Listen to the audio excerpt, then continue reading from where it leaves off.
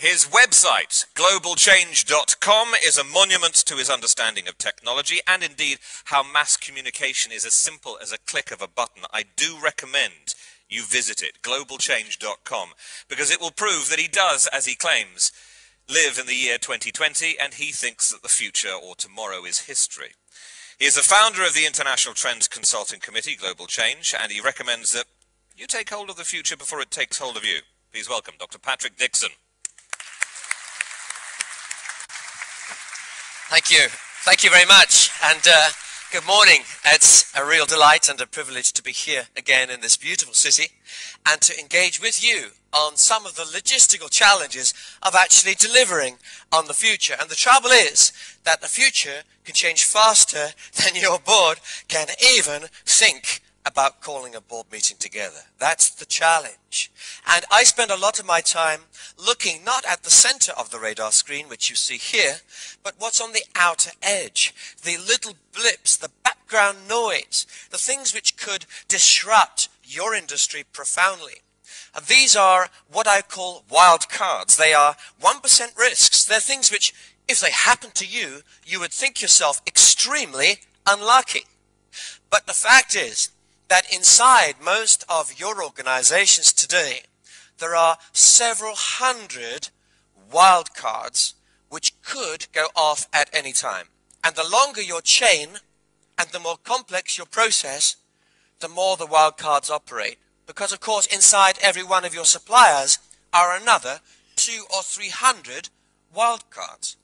And you don't have to be a mathematician to work out that if you have 200 or 300 risks, each of them with a risk of going off of only 1% per year, that you will find yourself reacting to wild card after wild card, unlikely event, unlucky circumstance, one thing after another, all the time. And in fact, that is increasingly what is happening in the whole of the distribution process. What we're needing to do is to try and eliminate a lot of that risk, and we're going to look at a way you can do that and save about 20% of your cost as well. But the first thing I want to do is to say this, that within every one of these wildcards there is good news for you, especially if you're a smaller company, because each of these wildcards is in fact a business opportunity, if you think about it. Now, the future, my friends, is not about technology. If you're looking for a technology presentation today, you may be a little disappointed, because the future is actually about emotion, and we'll find ourselves coming back to this strange word over and over again. Let me give you an example. Yesterday afternoon at 4 o'clock, we were talking about China and America and the trade imbalances and the rest. I asked a group of investment managers this question. What if China were to start actually using its $650 billion of reserves? What if they started converting just 10% from government bonds and actually started to play in the American market? What would happen if they matched that, they used that as gearing to produce a fund maybe of around 300 billion, and they started to buy up some of the cheaper companies on the New York Stock Exchange or great chunks of Manhattan real estate? What do you think the emotional reaction would be from the American people? Very significant. In fact, it's already started, in case you hadn't realized. Some of you are wandering around with IBM computers in your pocket, and of course you know that entire company is now owned by the United States, not by the US, but actually by China. We are in apart from the consulting side, of course. Now, we are in a process of dramatic change, and every time there's a change, there's an emotional reaction, and we're going to see a lot of it in logistics. By the way, don't believe market research. Market research can't tell you the future. Why? Because, my friends, people can't see the future any more clearly than you can. And if you're polling as someone who's traveling, say, British Airways or American Airlines, why should they be any more accurate in their view about their own behavior than you are? The fact is that we get close to our customers, we get inside their minds, we understand where they're coming from, but then we need to go somewhere else and build a scenario, build an imaginary world which our customers cannot understand. and then imagine how we think they will behave inside that space. And then we start to build very different systems, and ones which I believe will last a very long time. And I could give you hundreds of examples. This video has been banned in the UK. Why?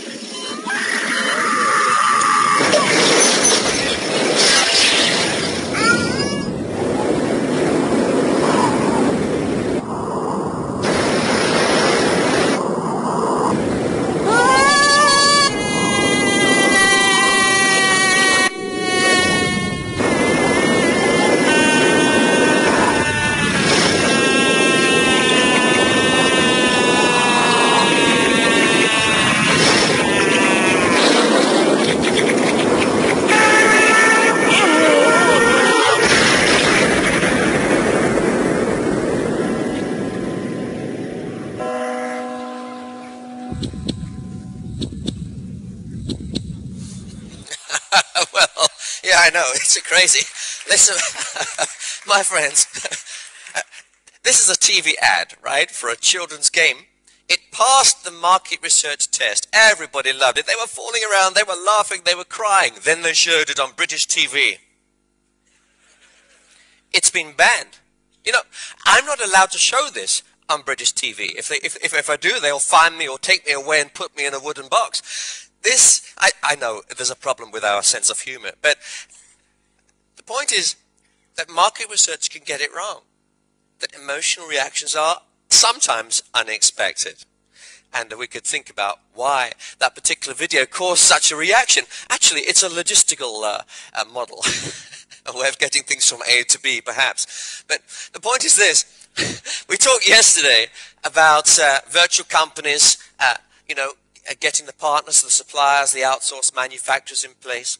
We talked yesterday about the virtual conveyor belt and stitching all of these things together, about cost reduction, increased control, time reduction, and all the rest of it. We talked yesterday about total integration. And yet all of those things are in danger of becoming very much last century compared to where we're going next. What do I mean by that? You know, one thing we can be sure about is there is going to be massive consolidation amongst a very few truly global distributors.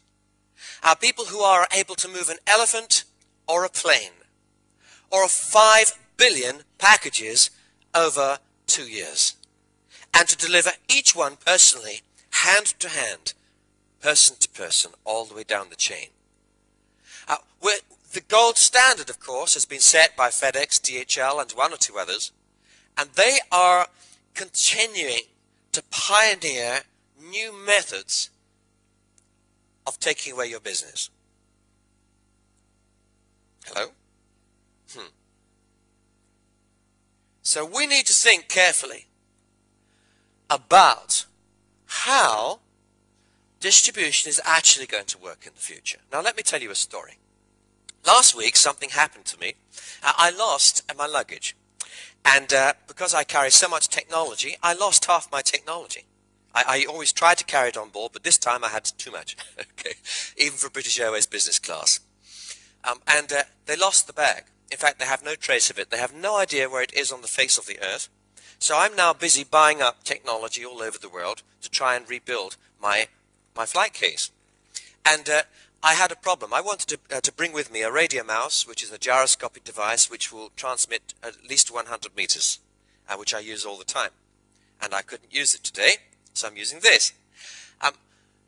And so what did I do? Well, I'll tell you, at 9:30 I knew I was leaving for a plane at 12. So the first thing I did is I went online and I found the Gyro mouse, which is made in the United States of America. The next thing I did was I clicked on their European distributor network, and I found a distributor within 6 miles of my home. Wonderful. I've got now 2 hours and 20 minutes. I now phone the distributor and I say, I want to buy I want one of this, one of that, one of the other. I need it in a cab. I need it to my house. My house is 7 miles from you. Is that okay? I have my credit card number now. No, sir. You see, we're not allowed to do that because we work through retailers. You're not trade. Well, that's fine, but just tell me who your retailers are. I need one very close to my house. No, sir. He won't have it in stock. We will have it in stock. Okay, fine.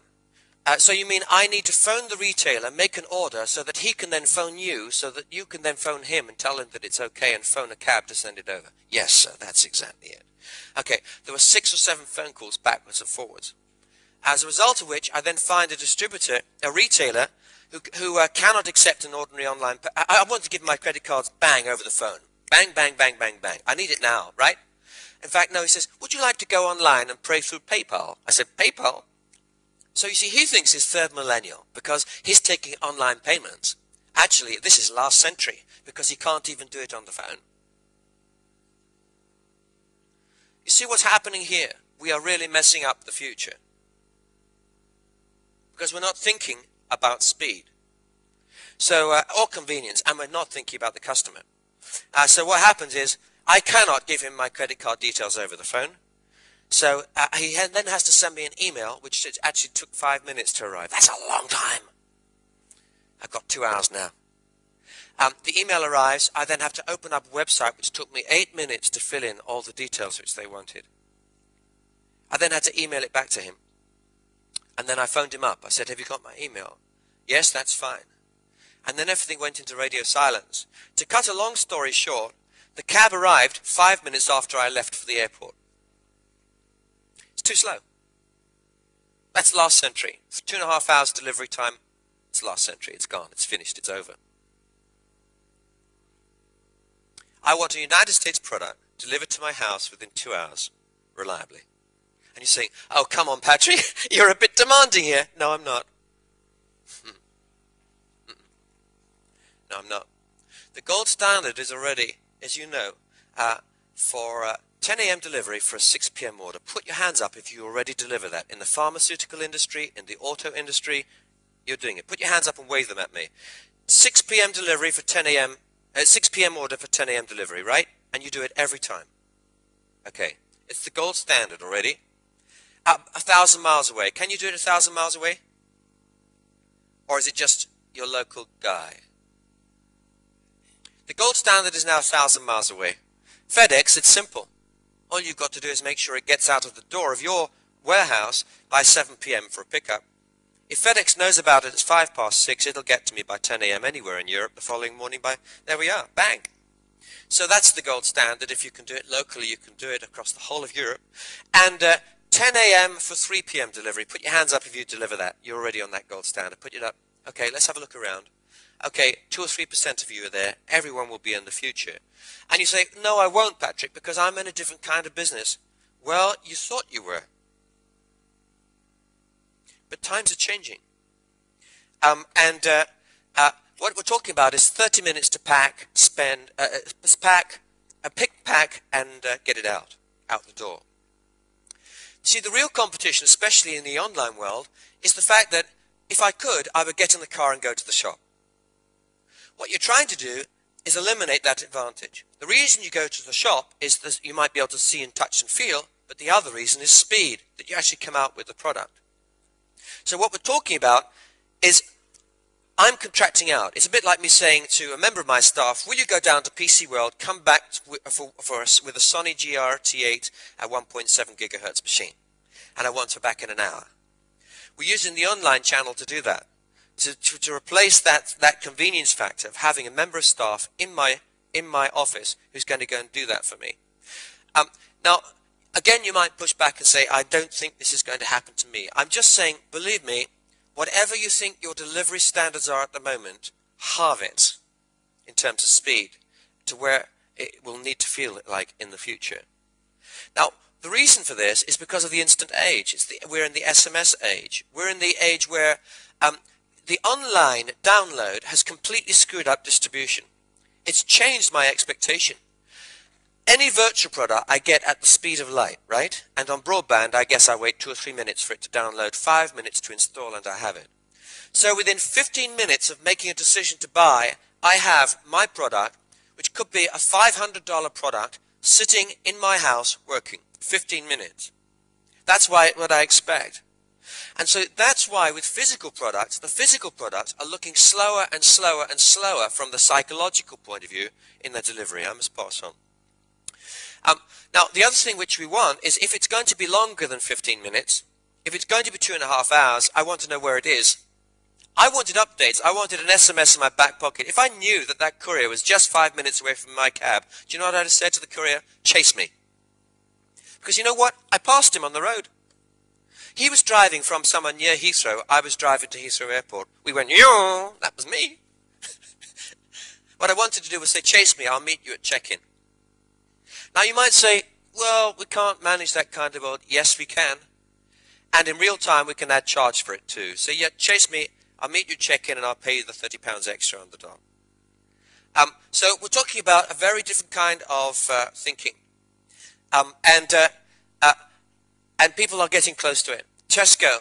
People thought that Tesco would never be able to make money out of delivering plastic bags full of shopping, but they do. Last year, they actually raised 45 million euros of profit out of little bags being picked, filled by hand in the supermarket, loaded into a little van, and driven to my house. And the only trouble with Tesco is it's too slow. I want to click and know that someone's picking now. I want to click and pick and to my door within an hour. In fact, it comes within 48 hours. Too slow. Dealing with the last mile is always a challenge. And for Tesco, they are dealing with huge inefficiencies. There is only one reason why they can't click, pick and deliver in 1 hour. Do you know what it is? It's the fact that it's too expensive to put my little bag in one van to take it to one house. They want to schedule a whole load of deliveries. It's not the picking that's the problem. Sorting out this last mile, integrating the last mile distribution is a huge challenge, and anyone that manages it will see as a massive business opportunity. What we want is a situation where everything that was ordered up to 6 p.m. the previous day comes in the same van from the online world. Anything that wasn't downloaded. So the shopping from Tesco comes at the same time as the post from Postal, comes at the same time as the package from TNT, the FedEx parcel, and everything else as well. All actually in the same van, in the same lorry, in the same bike. Absolutely everything. And that is something which we have yet to sort out. We have an incredibly inefficient last mile process. And the other challenge is this. We've yet to sort out what happens to premium delivery. With premium delivery, you have a guy who's rushing around town in this city. But he has to get something signed at every single place, right?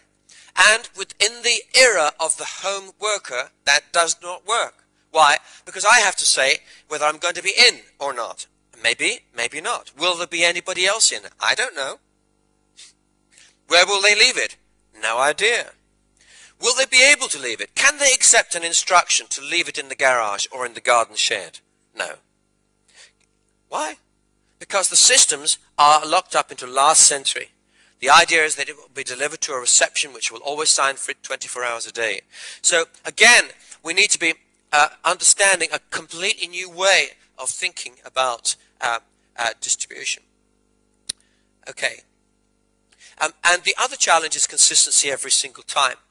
You know, many of you here could double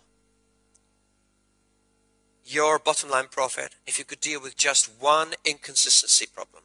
And it's this, it's the return. You know that 5% returns, 5% wrong packages, by the time that this product is brought back, and which is probably has to be thrown away because it's already damaged, or it has to be accepted into the warehouse, repacked up, and re-invoiced, and all the rest of it, and the queries that are involved, the accounting changes, you are talking about the loss of up to half of your bottom line profit in some industries. And I'm thinking about, for instance, mail order trousers or something like that, where by the time the person's tried them on, the packaging is torn, they've come back, they can't be put back easily. So consistency is incredibly important, and at every point, humans are your weakest link. Now, I want to suggest to you that there is a way in which, very simply, we can eliminate almost all human error at one technology step, which will cost you almost nothing in comparison to the saving, and could give you year-on-year savings of up to 20, 25 or 40%, depending on what you're doing. Would you be interested in that? Okay, well, you know about it already, but most people haven't really thought through the impact of this word. RFID. Who here is already using RFID technology in your operation? These are radio frequency identification devices. For those who aren't familiar with it, these things are the size of a grain of sand. And we're talking about, just to forget the label, radio frequency identification device, or wireless barcode. It's a lousy label. The label itself is in danger of changing your thinking about the future, because it's wrapping up this whole technology in a last century label. So let me just think about it more clearly. We're talking about a technology which can compress one of the PCs driving this presentation into the size of a single grain of sand. It's got memory. It's got software. It's got an operating system. It's got built-in hardwired wireless capability, so I can read and write to it. I can change the information on the chip. It broadcasts who it is and what it is. And the memory capacity is increasing very dramatically. These devices contain their own power generator. They don't need a battery. They can last over 150 years in the environment. They will never need recharging. They work by sucking power out of the environment in which they are. They are like the old crystal radios that I used to build when I was a child. That meant that I could listen to the radio 365 days a year, just using the electricity in the airwaves. No power at all. Now, we're in the first 5 minutes of this technology, but already in 2003, Gillette used 500 million of these microscopic grains of sand. And we're talking about billions and billions of them entering the environment. A friend of mine has a machine which is about the size of 8 of these chairs, and in his machine alone, he can produce 10 billion microscopic PCs at a cost of 15 cents a year, just in one room. This is the biggest revolution in distribution, manufacturing, wholesale, retail that we have seen in the last decade or more. This is the technology we've been waiting for to allow systems like IBS or SAP or whatever to actually work as they were originally intended to. This is what it is. Gillette put the chips actually inside the individual razor blades. Do you know why? 1 in 10 of all Gillette razor blades are stolen. It's a high-value theft. One box can be worth $10,000. And in fact, this is a close-up of the RFID. And they rigged it up so that when you they rigged up the whole rack. When you take a Gillette razor blade, the display takes a photograph of you. Yes, because actually quite a few of the Gillette razor blades, the male razor blades, are bought by women. Takes a photograph, it could be of a man, could be of a woman, and transmits the photograph wirelessly to the checkout to make sure that you pay for it when you go. Now, the trouble with it is that, of course, that chip continues to broadcast. So here's a woman walking down the street and I've got a scanner. Oh, that's interesting what she has in her handbag. Now, that's an interesting question. Remember, the future is not about technology, it's about emotion. And RFID is a very emotional technology. We'll see that in a minute. Now, look at these kinds of efficiencies that you could get. We could argue about whether you'll get them in your own industry, but they are potentially huge. Look, up to 44%, maybe even higher. Additional warehouse efficiency. Inventory cutting by 25%, easily. Deductions, that's theft. You should be able to get at least a fifth reduction. You know, there are some people who are already using RFID. They have reduced in-store theft, in the warehouse theft, from, let's say, 10% of all product down to 0. Now, if that doesn't double your bottom line, I don't know what will. This is an absolutely extraordinary step. It means that you can see everything, everywhere. You know exactly what went into the lorry. Nothing can escape from the lorry without being tagged. It can't get out. Unless someone was to open the packaging, rip the RFID tag off, leave it in the rubbish at the back of the van, and then take the packet out. And that takes time, because you can hide the RFID right deep inside the product, like actually deep inside each razor blade. Now, the people who are driving this are Walmart, of course, and from January the 1st this year, over 100 big suppliers have already started to RFID their product to Walmart. Not quite all have made it yet, but they will soon. The Pentagon are driving it too. You can no longer sell to the Pentagon if you want to sell to the US Army unless you RFID tag everything that's going in.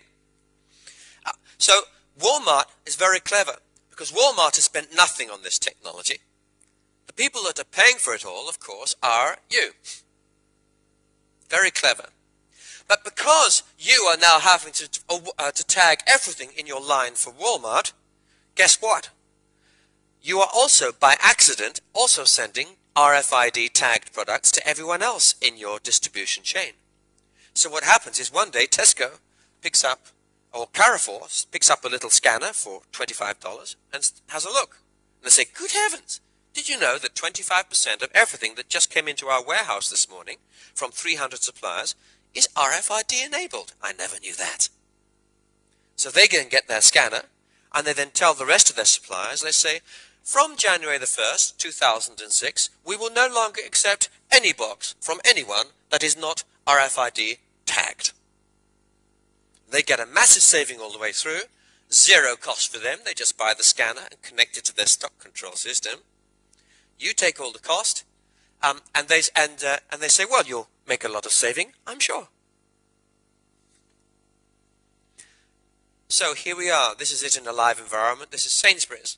RFID tagging on fruit. Every single thing is seen. Now there are technical challenges where we've got a lot of water and metal around. It's a problem. When product is moving through very quickly, where there's foil packaging and things like that, it's not easy to make this work. But it's getting better. To complicate things, however, guess what? We've had a major disaster on the technical side. The United States and Europe and Japan have decided to go for 3 different RFID systems. Isn't that wonderful? So now your supplier are going to have to put 3 different RFID tags on every product, or else you're going to have different runs. So we haven't quite got there yet. I'm so upset by this decision. It happened in June. I can't tell you how angry I am because it's just so stupid, isn't it? I mean, this is the one chance for us to sort out logistics forever. We just have one common code worldwide, like a barcode, and then the first thing they do is, oh, we're not going to use yours. And it's all, and you say, well, it's to do with frequency, and it's to do with our preference. No, it isn't. It's to do with protecting industry, right? It's exactly the same nonsense as we've got with the mobile phone system. And eventually, I think it will backfire on Japan, which has chosen one, the United States, which has chosen another, and the rest of the whole world. What it could mean, I don't know, we'll have to see, but I mean, someone's going to have to give the ground on it one way or another at some point. Now, how big could this get? Well, just Carrefour alone will need $2 billion a year just to tag its cases coming in, big cases coming in. Walmart, $10 billion a year. So you can do the maths. You can work out that just tagging on the wholesale supply to grocery stores, food stores, we're talking about could be $50 billion a year. But if Walmart was to move to tagging the individual bottle of water, then you can see something quite interesting will happen, and you will get the cost right down to maybe 1 or 2 cents. Now, one way or another, if that happens, you will find a huge jump in self-service efficiency. Because forget the checkout. Checkout? Who needs a checkout? What you do is you just walk through the store and grab what you want. You say, well, I have one of those and one of those, and oh, I have one of those. And just walk out. Say, bye. Thanks. He says, thank you for shopping at Walmart. You have been charged $3.45. Why? We know who you are. That was obvious. We saw you coming in. We know exactly what you've been up to. And we know where to charge it. We see it all in your back pocket. And once you've got that, then ticketing is dead. Retailing is dead. Charging systems are dead. By the way, we can put it all on the mobile phone if we want to, and then we send an SMS as a receipt. Why not? So think about a world where, in future I have a scanner like this. Before I come on, while I'm being introduced over there, I go click. And it's going, and I'm counting that everyone is talking to me now. Your tie is talking to me. Your glasses are talking to me. Think about a world where it's interactive advertising. where you walk into a cab. The cab knows I wear glasses because it sees the glasses in my pocket because of the RFID manufacturing tag.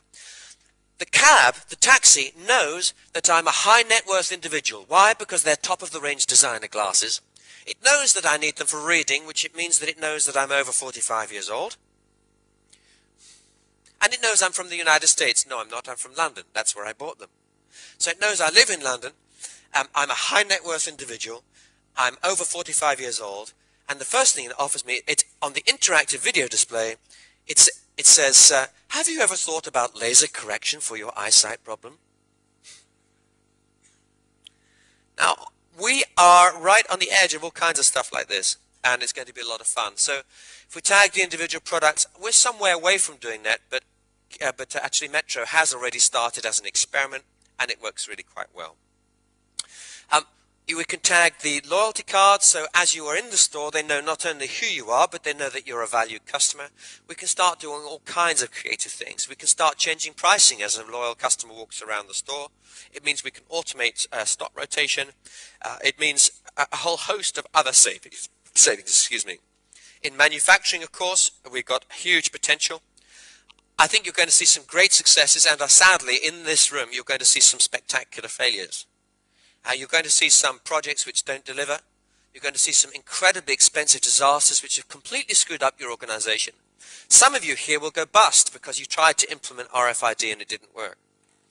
Wrong supplier, wrong partner, bad solution, poor vision and backing from the board. They weren't prepared to actually invest in a proper visionary system. They just tagged RFID on something that was old. It was already out of date. You just got swept away. It messed you up badly.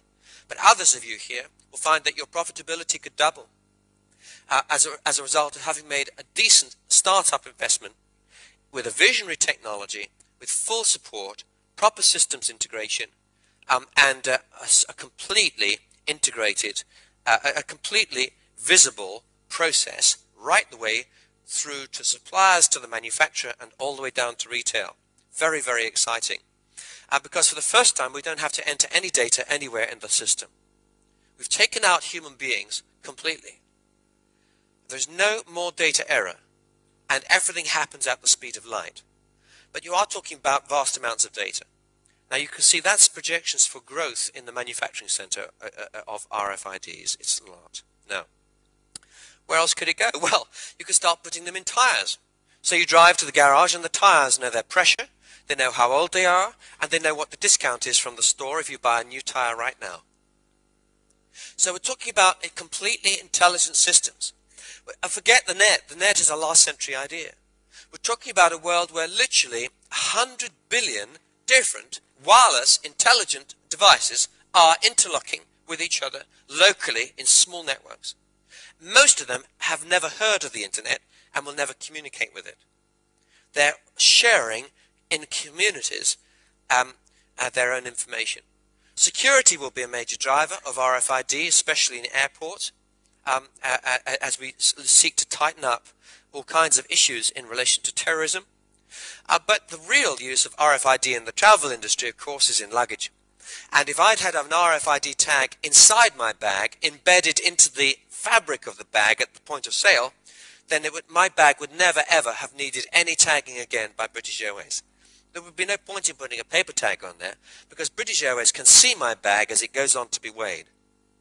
And as they see it, they write to it. And so my bag is completely locked into the system electronically and is tracked everywhere. And what's more, it could turn up in China in 2 years' time and everyone knows exactly whose bag that is. And the tag can't fall off because it's actually bedded inside the very wall of the bag. As shipping inspection and control, tagging allows us to do all kinds of interesting things. It would allow us to package up 10,000 different pieces of goods inside the same container and to be able to instantly see what's inside there. It's magic. We're talking about incredible gains in productivity, customs, border control, bills of lading. Who here is involved in pharma?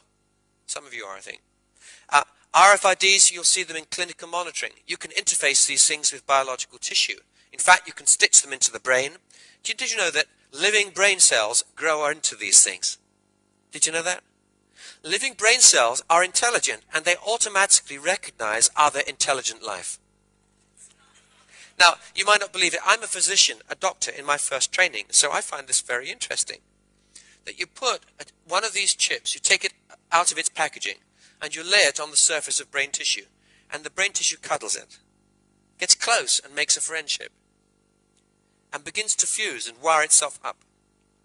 And so the brain starts talking to the tag, even if the tag doesn't respond. The brain just talks, hello, I thought you were intelligent.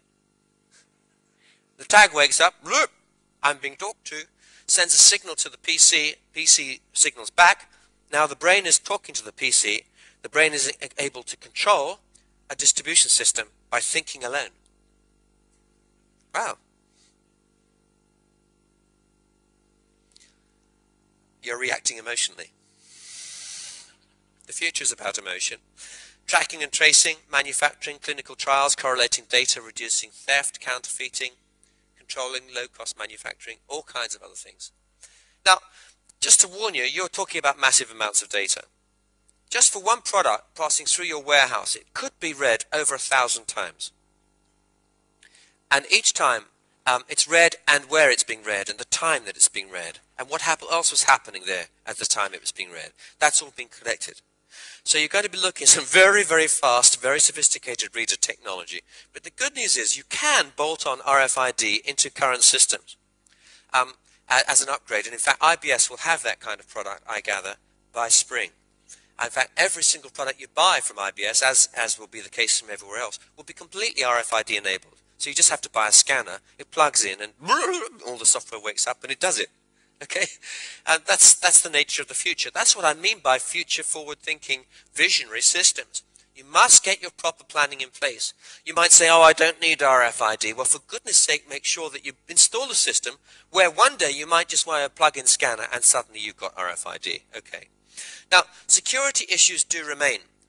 You can counterfeit, eavesdrop, you can analyze traffic, you can steal corporate data, you can deny service, and of course there are issues about privacy. Let's just have a look at corporate spying.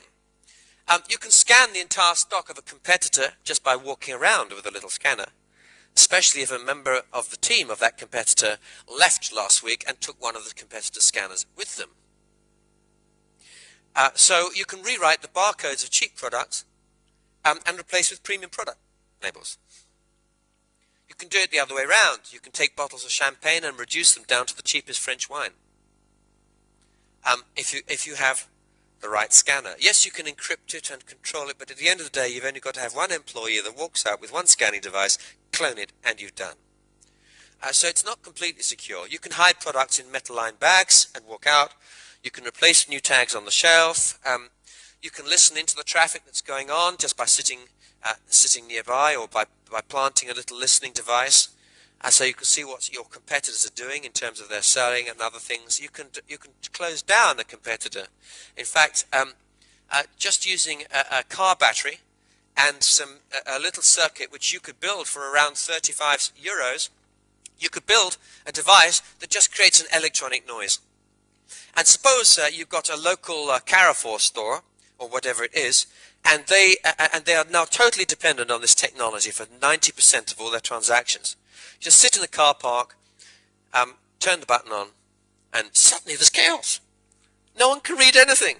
They can't stock, they can't see the stuff coming into the warehouse, they can't check anybody out, and everybody's queuing up and nobody knows what's wrong.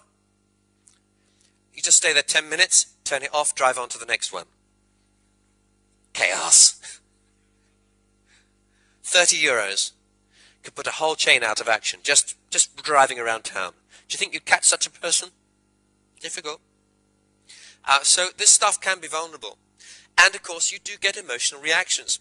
Benetton decided to put RFID tags in just one type of its trousers. Immediately there was a whole US boycott of the Benetton brand. The same thing happened to Gillette. So once again, the future is about emotion. With all of these things, you might think, no, this is a technology decision. Yes and no. These things are actually to do with people as well, even though we're replacing people, but even that is an emotional thing. Now finally, I just want to end with this thought.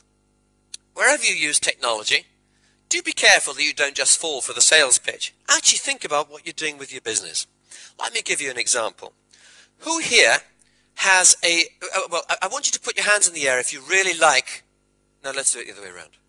Put your hands in the air if you get really annoyed when you dial someone to get about an urgent problem and you get to press 1 for accounts, press 2 for sales and service, press 3 for whatever. Put your hands up if you get really annoyed. Right, put your hands down. Now, I want you all to close your eyes. Promise me you will not look anywhere. Okay, close your eyes. I cannot give this next question until you've closed your eyes. Put your hands up if your company has such a system. We forgive you. Okay. All right, you can open your eyes. Listen, my friends, this isn't crazy. We have a technology which we hate. Put your hands up if you like that kind of system. We hate it. But we spend all our time buying them and putting them in. What is wrong with us? I'll tell you, it's a lousy business. You know why? When you do that, when I phone up and I'm having to do 1, 2, 3, what's happening? I am being paid as their receptionist, right? How much do you think their receptionist gets paid? How much do you think no, don't go there. Okay, but the fact is, I'm a very expensive receptionist. And what's more, I didn't choose to apply for the job. The other challenge is this. The reason why it completely screws up companies, why would you phone someone? The only reason you're phoning, probably, most of the time, is because you've already got a problem, right? The invoice was wrong, the technology is crap, doesn't work, or you need something even faster than the normal online delivery, because online's too slow. So the last thing we want to do is to be pushed back. And in fact, it may well be, especially for those of you who are integrating, for those who are going down the RFID route, for those of you who are highly automated, it may be that the most important, in fact, the only human face of your organization is the phone voice. And that's the very time we let them down. And remember, if they're in trouble, how that call is answered, how quickly you get through to someone who can really listen to your problem and take the trouble to sort it out, that will shape your view of that brand for a very long time. And if that call is dealt with well, you will go talking about that brand to all of your friends. You say, they are just so amazing. You know, it was 20 seconds to a call. They put me through to a named individual who knew exactly what my problem was, sorted me out immediately, and then got another colleague to phone back and finish off 10 minutes later. Smart. So what's the lesson? The lesson is this, that self-service is a good example where bad technology is introduced for a good reason to save money, but actually it misses the point and destroys a lot of extra brand value. Now you can have switchboard heaven or switchboard hell, and in every one of your systems I want you to ask this question. Do you really understand? Have you really considered what it's going to feel like for the people who are actually integrating themselves into your world? And is this the best possible thing that you can do? So what I'm saying is, when you find an area which can be automated, which for instance is checking in crates that come into a warehouse, let's do it. Let's do it as fast as our legs can carry us. Let's get it going at the speed of light. Let's push it as far as we possibly can. Let's put the most visionary capabilities in we can so that it can grow as rapidly as the business grows. But when we're not quite sure, or when human beings are hugely mixed up in the process, say dealing with returns or something like that, let's make sure we invest a chunk of those savings in real, quality, superb, wonderful customer contact. And if you can combine both these wonderful things, tremendous technology where it's needed, and absolutely world-class service where you need it, then you'll do well. Just another cautionary tale on that. I'm a writer. I think some of you had a book. Did you get a book? Okay. I got a bit of wrist ache after a while. I think I counted 1,400. Never mind. Okay. You know, the point was, I was at a conference like this. We sent them here in advance so you could have them in your packs. But I often bring them on the plane. And one time, I confess, you know, often I'm in 4 countries a week. Not always. I do have a life and family and all the rest of it. But sometimes, and sometimes even I get confused. And I remember I think I took the wrong book with me, 400 of the wrong book, or maybe I didn't have the book at all, I can't remember. And I was there the day before, no problem. One call to FedEx will sort it out. Well, FedEx picked up the package within an hour and a half. I phoned home to my wife 3 o'clock, 4 o'clock. I said, 4 o'clock, I need the books by 8 a.m. tomorrow morning, 9 a.m. tomorrow morning. No problem. This is the other side of Europe. So within an hour, we've got them packaged and they're out of our house. FedEx has picked them up, and in fact, they arrived by 12, but they didn't arrive. Nothing happened. So I'm now on to FedEx. Press 1 for this. Press 2 for that. Boy, oh boy. I finally get through to a human being. That took 10 minutes. I'm trying to trace a package. It hasn't arrived. This is an absolutely emergency package. I have to have it by 12. I just want to know where it is. Can I have the packaging reference number? Reference number? I'm in a conference. Would you like to go online? No. I can't give you any information about this package without the reference number. Here's my name. Here's my address. I can give you the credit card with which I paid for this. I'm sorry, without the reference number, we can't help you. Oh, my word. Now, again, it's so efficient, but it all collapsed at the last minute. In fact, it didn't. It arrived half an hour late, but it arrived by 12:30, and they all got their books. So well done. I think that was DHL, actually, because FedEx couldn't do it. They admitted it up front. They said, we can't guarantee it. 1 o'clock, yes. 12, DHL took the money and they delivered at 12:30. Actually, I take my hat off to them. It was pretty good. Do you know why it was good? It was way out of town, in the middle of nowhere. They did it. And FedEx said, we could do it in the city, but not out there. Where are you? But DHL found us. It took half an hour to find us, driving round and round in circles, but they found us. They were within half a mile by the time.